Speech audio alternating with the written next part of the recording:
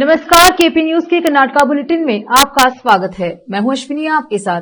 आइए एक नजर डालते हैं आज के मुख्य समाचारों पर। चिटगुप्पा में श्रम निरीक्षकों द्वारा बाल श्रम का पता चला। आईटी-बीटी मंत्री प्रियांक खरगे ने फर्जी खबरों को खारिज करने के लिए रूपरेखा की घोषणा की। कर्नाटका में सरकार ने बुलाई सर्वदलीय बैठक, कावेरी जल बंटवारे मुद्दे पर दी जाएगी विस्तृत जानकारी। कर्नाटक, पूर्व सीएम बोम्मई का बड़ा बयान, कहा टिकट दिलाने के नाम पर ठगी करने वाली महिला से भाजपा का संबंध नहीं।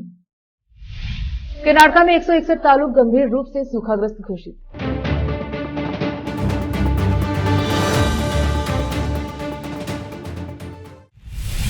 अब समाचार विस्तार से। श्रम निरीक्षकों ने शहर की किराना दुकानों, कपड़ा दुकानों, गैरेज, होटलों आदि सहित विभिन्न दुकानों का अचानक दौरा किया और यह जानकारी प्राप्त की कि ये क्या बाल श्रमिक काम कर रहे थे।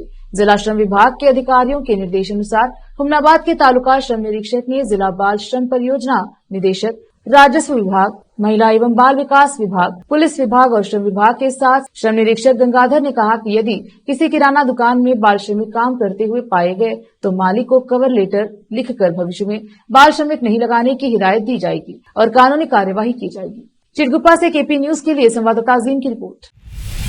आईटी-बीटी मंत्री प्रियांक खरगे ने आज फर्जी खबरों को खारिज करने के लिए रूपरेखा की घोषणा की। ऐसा तब हुआ जब कर्नाटका पुलिस ने आज तक समाचार चैनल पर उनके द्वारा आयोजित एक शो में सांप्रदायिक सद्भाव को बाधित करने की साजिश रचने के लिए एंकर सुधीर चौधरी के खिलाफ एफआईआर दर्ज की, जिसके दौरान उन्होंने राज्य सरकार की वाणिज्यिक वाहन सब्सिडी योजना के बारे में बात की थी। कन्नड़, अंग्रेजी और अन्य क्षेत्रीय भाषाओं के लिए मार्गदर्शन सिद्धांतों के तहत संकेतकों में जहां भी उपलब्ध हो प्राथमिक स्रोतों पर भरोसा करना और संदर्भित सभी स्रोतों का खुलासा करना शामिल है।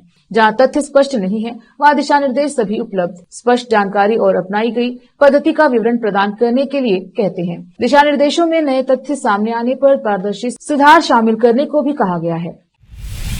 कावेरी जल बंटवारे मुद्दे पर कर्नाटका की कांग्रेस सरकार ने सर्वदलीय बैठक बुलाई है। मुख्यमंत्री सिद्धरामैया ने कहा कि हमने सभी दलों को स्थिति के बारे में बताने के लिए सर्वदलीय बैठक बुलाई थी। हमने सुप्रीम कोर्ट में याचिका भी दायर की है। इससे पहले सिद्धरामैया ने बुधवार को कहा था कि राज्य एक बार फिर कावेरी जल विनियमन समिति CWRC के समक्ष याचिका दायर करेगा। इससे तमिलनाडु के लिए कावेरी का पानी छोड़ने में असमर्थता की बात रखी जाएगी। इससे पहले CWRC ने मंगलवार को सिफारिश की थी कि कर्नाटका अगले 15 दिनों तक पड़ोसी राज्य को हर दिन 5000 क्यूसेक पानी छोड़े। मुख्यमंत्री ने CWRC की सिफारिश के बाद विशेष आपातकालीन बैठक की। बैठक के बाद उन्होंने कहा था कि सरकार पानी छोड़ने के संबंध में अपनी कानूनी टीम से परामर्श करेगी, इस बारे में निर्णय लेगी। जमीनी स्तर पर तथ्यात्मक स्थिति को समझाते हुए एक बार फिर सुप्रीम कोर्ट का रुख करेगी। आपातकालीन बैठक में जल संसाधन विभाग का प्रभार संभाल रहे शिव कुमार के अलावा सभी दलों के पूर्व मुख्यमंत्रियों, राज्य मंत्रिमंडल के वरिष्ठ मंत्रियों,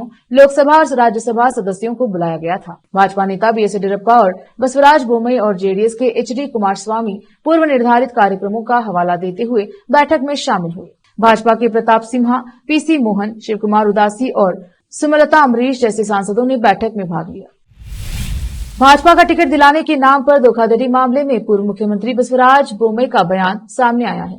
गुरुवार को पत्रकारों को संबोधित करते हुए उन्होंने कहा कि भाजपा का इस फ्रॉड से कोई संबंध नहीं है, जिसमें हिंदू कार्यकर्ता चैत्रा कुनपुरा शामिल हैं। पार्टी ऐसे तत्वों के बारे में गंभीरता से सोचेगी जो उनकी छवि का दुरुपयोग कर रहे हैं। चैत्रा कुनपुरा के मामले में शामिल प्रमुख नेताओं के नाम उजागर करने वाले बयान पर बोम्मई ने कहा, नाम सामने आने दीजिए, जांच शुरू हो गई है और इसमें शामिल सभी लोगों को सजा मिलनी चाहिए। राज्य में लोकसभा चुनाव के लिए जेडीएस के साथ प्रस्तावित समझौते पर बोम्मई ने कहा कि सीट बंटवारे पर चर्चा प्रारंभिक चरण में है। वरिष्ठ नेता बातचीत कर उचित निर्णय लेंगे। पूर्व मुख्यमंत्री ने बताया कि भाजपा कर्नाटका में ज्यादा से ज्यादा सीटें पाने के लिए इच्छुक है। इसके अलावा उन्होंने राज्य में सूखे की स्थिति पर सवाल उठाया और कहा कि सरकार को कमजोर मानसून के कारण किसानों की फसल को हुए नुकसान का मुआवजा देने के लिए तुरंत कदम उठाने चाहिए।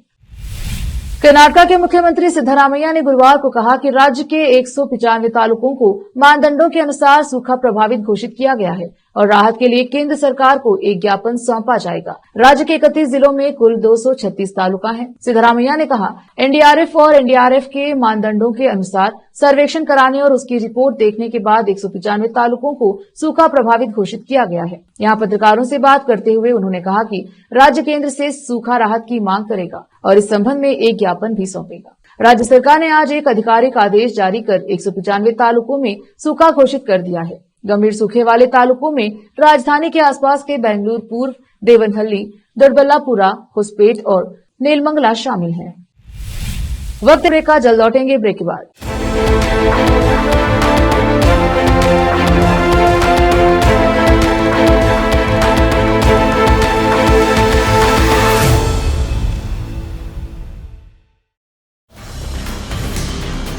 हिंदुस्तान के हर कोने में हम हैं मौजूद। 24 घंटे हालात पर गहरी नजर, खबरों से जुड़े चुपते सवालात और आपको दिखाता है धार्मिक, सामाजिक, राजनीतिक, लोकल और इंटरनेशनल न्यूज की सबसे बेहतर कवरेज, जो आपको रखती है हर पल बाखबर। देश और दुनिया भर की खबर के लिए देखते रहें KP news 24/7। Noor education trust Bidar की ओर से चलाए जाने वाला Noor MEd and BEd college Bidar, recognised by NCTE Delhi and affiliated to Gulbarga University, Gulbarga. Admission are open for the academic year 2022-23. विशेषज्ञ और सक्षम शिक्षकों द्वारा शिक्षा प्राप्त करने के लिए नूर एमएड एंड बीएड कॉलेज में दाखिला लें और शांत वातावरण में शिक्षा प्राप्त करें।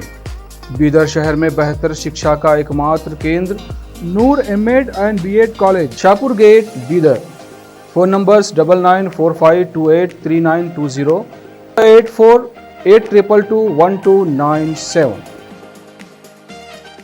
शहर बीदर में अनमोल ग्रुप ऑफ रेस्टोरेंट्स की ओर से रॉयल अनमोल फैमिली रेस्टोरेंट और अनमोल रेस्टोरेंट के जरिए लोगों को स्वादिष्ट खानों के जरिए बेहतरीन सेवाएं प्रदान करने के झंडे गड़ने के बाद अनमोल रेस्टोरेंट के मालिकों ने अब शहर बीदर के लोगों की सेवा के लिए कदम आगे बढ़ाते हुए अब शहर बीदर के सबसे व्यस्त इलाके में एक शानदार फंक्शन हॉल अनमोल पैलेस बनाया है। शहर के हैदराबाद रोड पर स्थित ये शानदार अनमोल पैलेस फंक्शन हॉल अपने बेहतरीन लोकेशन, बेहतरीन वातावरण और अपनी खूबसूरती के कारण सबके आकर्षण का केंद्र बन गया है। यहाँ पर खूबसूरत हॉल, दूल्हा दुल्हन के लिए खूबसूरत स्टेज, खुला और हवादार डाइनिंग हॉल उपलब्ध है और साथ ही यहाँ पर अलहदा वेस्ट सेक्शन और वीआईपी सेक्शन भी मौजूद है। अपने बच्चों की शादी, वलीमा और दूसरे फंक्शंस के लिए आज ही दौड़े चले आइए। याद रखिए, अपने सभी प्रकार के फंक्शंस को यादगार बनाने का केंद्र है प्रोप्रिएटर अब्दुल खालिद और मोहम्मद बशारत अहमद की शानदार पेशकश अनमोल पैलेस फंक्शन हॉल। यहाँ पर बुकिंग शुरू हो गई है, फौरन आइए और फंक्शन हॉल बुक करवाइए। Address near APMC vegetable market, Hyderabad road, Bidar 585403। Booking करने और अधिक जानकारी के लिए इस नंबर पर संपर्क करें 8310357864। हिंदुस्तान के हर कोने में हम हैं मौजूद। 24 घंटे हालात पर गहरी नजर, खबरों से जुड़े चुपते सवालात और आपको दिखाता है धार्मिक, सामाजिक, राजनीतिक, लोकल और इंटरनेशनल न्यूज की सबसे बेहतर कवरेज, जो आपको रखती है हर पल बाखबर। देश और दुनिया भर की खबर के लिए देखते रहें केपी न्यूज 24/7।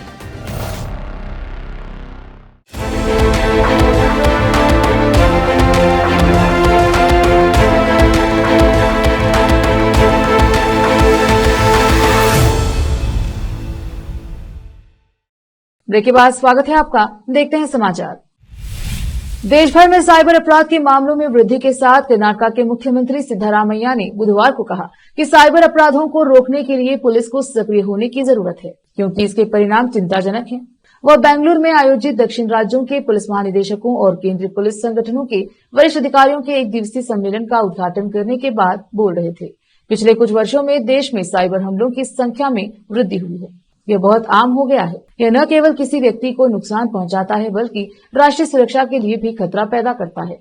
साइबर हमलों और अपराधों के कारण वित्तीय नुकसान हुआ है। प्रतिष्ठा को नुकसान पहुंचा है, जिससे कुछ मामलों में लोगों की जान खतरे में पड़ गई है। कर्नाटक के मुख्यमंत्री ने कहा, साइबर अपराधों की जांच में उन्नत फॉरेंसिक उपकरणों का उपयोग करने की आवश्यकता है, जो साइबर अपराधियों का पता लगाने और अभियोजन के लिए आवश्यक डिजिटल साक्ष्य सुरक्षा करने में सहायक हो। कर्नाटक उच्च न्यायालय ने पिछली भाजपा सरकार के कार्यालय के दौरान बिटकॉइन घोटाले की जांच कर रही एक विशेष जांच टीम से कहा कि वह मामले की शुरुआत में जब्त किए गए इलेक्ट्रॉनिक सबूतों के साथ कथित छेड़छाड़ को लेकर दर्ज मामले में एक पुलिस अधिकारी के खिलाफ त्वरित कार्यवाही न करे। पुलिस अधिकारी श्रीधर पुजारी 28 वर्षीय हैकर श्रीकृष्ण रमेश उर्फ श्रीकी और उसके सहयोगियों के खिलाफ 2020 के मामले में जांच अधिकारी थे। पुजारी ने श्रीकी और उसके सहयोगियों से जब्त किए गए इलेक्ट्रॉनिक सबूतों के साथ कथित रूप से छेड़छाड़ करने के लिए अज्ञात बेंगलुरु पुलिस अधिकारियों के खिलाफ सीआईडी द्वारा पिछले महीने दर्ज की गई एफआईआर को रद्द करने की मांग की। उच्च न्यायालय ने 12 सितंबर को एसआईटी अधिकारियों से कहा कि वे 9 अक्टूबर तक याचिकाकर्ता के खिलाफ किसी भी आपत्तिजनक सामग्री के अभाव में कोई कार्यवाही न करे, जब मामला सुनवाई के लिए सूचीबद्ध हो। सीआईडी ने बेंगलुरु पुलिस की केंद्रीय अपराध शाखा इकाई के अधिकारियों के खिलाफ सबूतों से कथित छेड़छाड़ के लिए 8 अगस्त 2023 को एक प्राथमिकी दर्ज की थी, जिसने 2020 और 2022 के बीच श्रीकी की जांच की थी। पुलिस के रविशंकर ने, जो बिटकॉइन घोटाला जांच एसआईटी का हिस्सा है, उन्होंने श्रीकी से जब्त किए गए इलेक्ट्रॉनिक उपकरणों के कथित हेरफेर के संबंध में अपनी सहयोगी इकाई सीसीबी के अनाम अधिकारियों के खिलाफ दस्तावेजों को नष्ट करने और धोखाधड़ी का मामला दर्ज किया है। बृहद बेंगलुरु महानगर पालिका ने बुधवार को अधिकारियों को निर्देश दिया कि वे बरसाती नालों के किनारे अतिक्रमण करने वालों को हटाएं, अन्यथा कार्यवाही का सामना करना पड़ेगा। यह निर्णय बीबीएमपी के मुख्य आयुक्त तुषार गिरिनाथ ने एक बैठक में लिया, जहां उन्होंने अधिकारियों को 10 दिनों में नए अतिक्रमणों की पहचान करने का भी निर्देश दिया। नालों का सर्वेक्षण भूमि सर्वेक्षणकर्ताओं द्वारा किया जाना चाहिए, जिसके बाद अतिक्रमण की पहचान की जानी चाहिए। इसके बाद तहसीलदार को अतिक्रमणकारियों को नोटिस जारी करना चाहिए और बीबीएमपी इंजीनियरों के स्टॉर्म वाटर ड्रेन डिवीजन के कार्यकारी इंजीनियरों को अतिक्रमण हटाना चाहिए। उन्होंने कहा कि नालों से अतिक्रमण हटाने का अभिनय बीबीएमपी के तहत होगा। नाथ ने कहा कि अतिक्रमण हटाने की कार्यवाही में विफल रहने पर अधिकारियों के खिलाफ अनुशासनात्मक कार्यवाही की जाएगी। उडुपी गुरुवार 14 सितंबर को शहर के मालपे के पास थोटप्पा में हुई एक दुखद घटना में 2 मजदूरों की मौत हो गई, क्योंकि एक ट्रक से ग्रेनाइट का बड़ा स्लैब उतारते समय उन पर गिर गया। मृतकों की पहचान बबुल्ला और भास्कर के रूप में हुई है। उनकी उम्र 30 से 35 वर्ष बताई जा रही है। कर्नाटक उच्च न्यायालय ने एक व्यक्ति के निधन पर अनुकंपा के आधार पर नौकरी मांगने वाली उसकी बहन की दलील को खारिज करते हुए कहा कि बहन अपने भाई के परिवार की परिभाषा में शामिल नहीं है। मुख्य न्यायाधीश प्रसन्ना बी वराले और न्यायमूर्ति कृष्णा एस दीक्षित की पीठ तुमकुर निवासी 29 वर्षीय पल्लवी जीएन द्वारा दायर अपील पर सुनवाई कर रही थी। अपीलकर्ता ने एकल न्यायाधीश पीठ के 30 मार्च 2023 के आदेश को चुनौती दी थी, जिसने अनुकंपा के आधार पर नियुक्ति की मांग वाली उसकी याचिका खारिज कर दी। उसका भाई, जो राज्य विद्युत पारेषण कंपनी BISCOM में कार्यरत था, की कार्यस्थल पर मृत्यु हो गई। वकील ने तर्क दिया कि वह अपने भाई पर निर्भर थी और इसीलिए उसके परिवार की सदस्य थी और ऐसे में अनुकंपा के आधार पर नियुक्ति के लिए पात्र है। फिर से एक नजर आज के मुख्य समाचारों पर। चिटगुप्पा में श्रम निरीक्षकों द्वारा बाल श्रम का पता चला। आईटीबीटी मंत्री प्रियांक खरगे ने फर्जी खबरों को खारिज करने के लिए रूपरेखा की घोषणा की।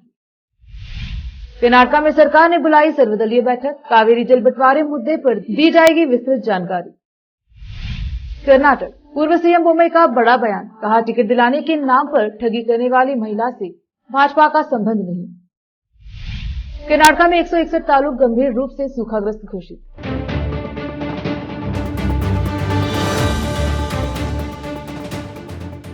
केपी न्यूज के कर्नाटक बुलेटिन में आज इतना ही। देखते रहिए केपी न्यूज 24/7। धन्यवाद।